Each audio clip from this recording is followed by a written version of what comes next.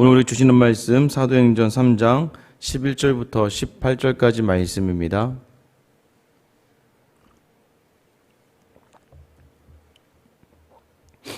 사도행전 3장 11절부터 18절까지 말씀 같이 한 목소리 읽겠습니다. 나은 사람이 베드로와 요한을 붙잡으니 모든 백성이 크게 놀라며 달려나아가 솔로몬의 행각이라 불리운 행각에 모이거늘 베드로가 이것을 보고 백성에게 말하되 이스라엘 사람들아 이 일을 왜 놀랍게 여기느냐 우리 개인의 권능과 경건으로 이 사람을 걷게 한 것처럼 왜 우리를 주목하느냐 아브라함과 이삭과 야곱의 하나님 곧 우리 조상의 하나님이 그의 종 예수를 영화롭게 하셨느니라. 너희가 그를 넘겨주고 빌라도가 놓아주기로 결의한 것을 너희가 그 앞에서 거부하였으니 너희가 거룩하고 의로운 일을 거부하고 도리어 살인한 사람을 놓아주기를 구하여 생명의 주를 죽였도다. 그러나 하나님이 죽은 자 가운데서 그를 살리셨으니 우리가 이 일의 증인이라.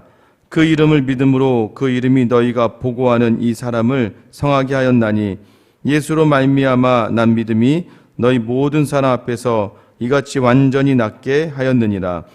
형제들아 너희가 알지 못하여서 그리하였으며 너희 관리들도 그리한 줄 아노라. 그러나 하나님이 모든 선지자의 입을 통하여 자기의 그리스도께서 고난받으실 일을 미리 알게 하신 것을 이와 같이 이루셨느니라. 아멘. 할렐루야.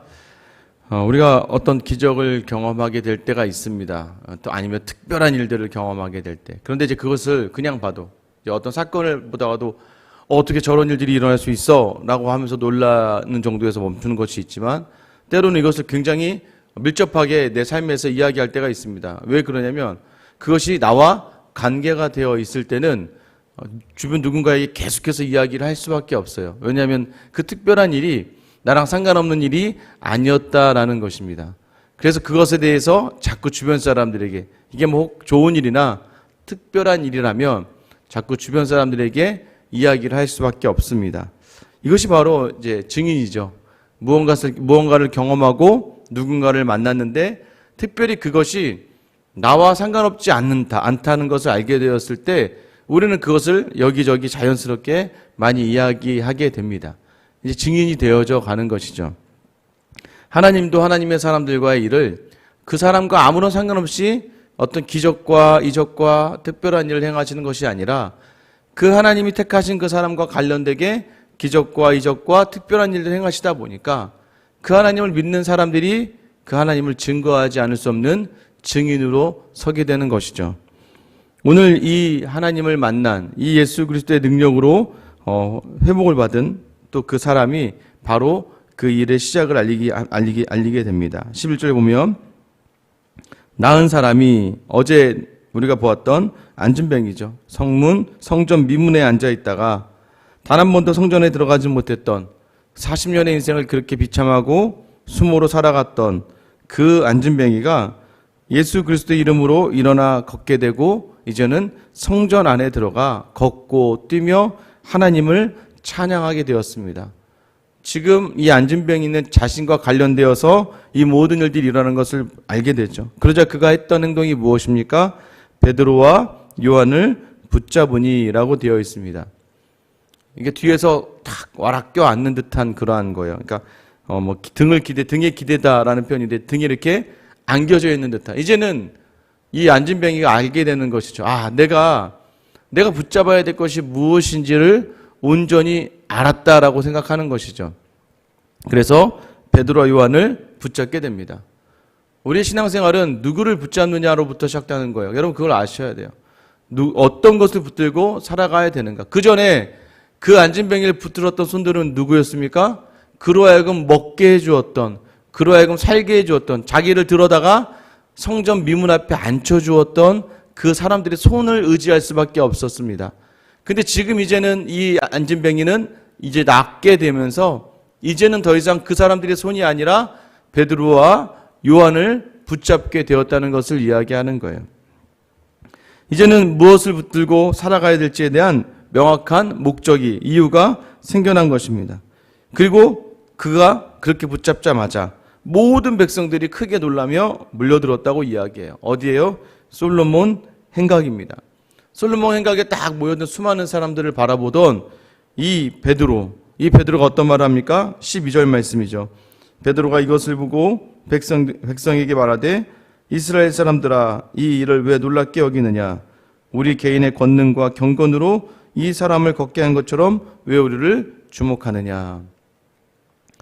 처음에 신앙생활을 하다 보면 이제 우리가 어디를 붙잡냐면 교회 다니는 사람을 붙잡게 됩니다. 틀린 건 아니에요, 사실은. 그래서 교회, 여기 뭐가 있구나. 이곳에서 나를 위해서 기도해 주신 분, 또는 이제 나를 전도해 주신 분, 어떤 교회 목사님 또는 교회 성도들을 붙잡게 되지만 거기에 한정되어 있으면 안 되는 것이죠. 베드로가 이야기합니다.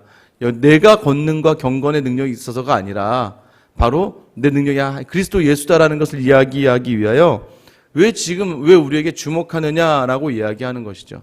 나에게 주목하지 말아야 한다고 이야기해요. 그럼 누구에게 주목하라고 이야기하는 거예요? 13절이죠. 아브라함과 이삭과 야곱의 하나님 곧 우리의 조상의 하나님이 그의 종 예수를 영화롭게 하셨느니라. 너희가 그를 넘겨주고 빌라도가 놓아주기로 결의한 것을 너희가 그 앞에서 거부하였으니 너희가 거룩하고 의로운 일을 거부하고 도리어 살인한 사람을 놓아주기로 구하여 생명의 주를 죽였도다. 그러나 하나님이 죽은 자 가운데서 그를 살리셨으니 우리가 이 일의 증인이라. 하나님이 예수 그리스도를 영화롭게 하시고 이 땅에 보내주셨습니다. 그리고 빌라도 앞에 서게 되는 그 과정 속에서 그러나 빌라도가 놓아주길 바랬으나 누가 거부했다는 거예요? 너희가 거부한 그 예수 그리스도. 그러나 그가 죽고 나서 하나님이 살리신 그 예수 그리스도가 바로 이 일을 행하였고 오늘 우리가 그 일의 증인임을 알게 하는 것은 뭐예요? 그 이름이 아직도 능력이 있다는 것은 그 예수가 다시 살아나셔서 그 예수의 이름의 능력이 바로 이곳에 나타나게 되었다라는 것이죠. 그리고 자신이 바로 그 일의 증인이다라고 이야기하는 거예요. 여러분 지금 솔로몬 행각에 모여있는 베드로 그리고 요한이죠. 하나님의 말씀을 이렇게 전하고 있죠. 솔로몬 행각은요, 이제 예루살렘 성전에 무슨 일이 있을 때마다 사람들이 모여서 경론을 하던 자리 또는 어떤 사람이 자기의 주장을 펼치던 그런 자리였어요. 근데 여러분 요한복음 10장에 보면 예수님께서 수전절 때에 이 솔로몬 행각에서 하나님의 말씀을 전하십니다. 베드로에게 어떤 마음이 있었을까요? 이곳에서 우리 주님이 그때 우리에게 주신 말씀이 있는데 수전절은 날씨가 좀 추운 날입니다. 추운 날. 그때 지금 베드로가 이곳에서 예수 그리스도에 대한 말씀을 증거하면서 그들에게 이야기하죠. 왜 너희가 죽인 예수 그리스도. 그런데 너희는 왜 그 예수 그리스도 죽이게 되었느냐?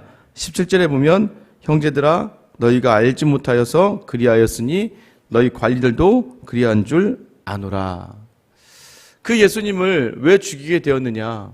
너희가 알지 못했다라고 이야기합니다. 가장 중요한 건 아는 것이에요. 알지 못하면 다 죽이게 됩니다. 그러니까 교회 생활을 하면서도 가장 중요한 것은 왜 내가 이것을 해야 되는지 제대로 알아야 되는 거예요.